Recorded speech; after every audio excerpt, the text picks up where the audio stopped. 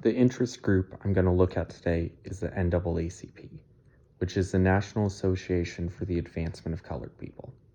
The NAACP was founded in 1909 by a group including W.E.B. Du Bois.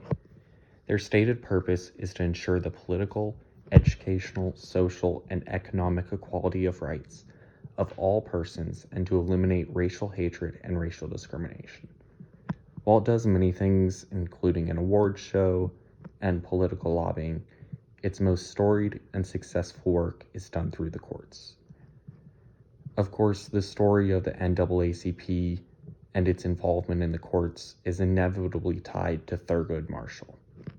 Marshall created the NAACP's Legal Defense and Education Fund, where he tried several cornerstone civil rights cases like Shelley v. Kramer and Brown v. Board of Education. After his work at the NAACP, Marshall took to the government. His appointment to the United States Solicitor General's office made him the highest-ranking black government official in history. He continued breaking ground with his appointment to the Supreme Court, where he was an Associate Justice serving 24 years from 1967 to 1991.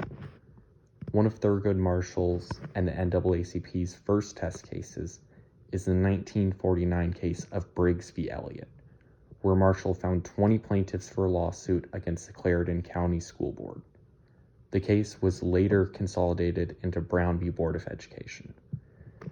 The NAACP also employed the test case strategy in Meade v. Dennis Stone, where they chose a black pastor to try to stop Maryland's housing discrimination.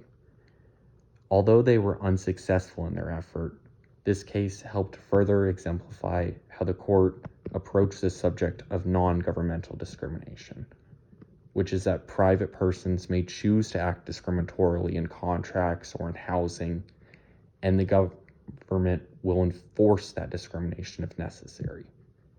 The decision in Meade v. Dennison includes a part saying, an agreement amongst property owners barring Negro occupancy can be enforced by injunction as between grantees and assignees, irrespective of whether it creates a covenant running with the law at land.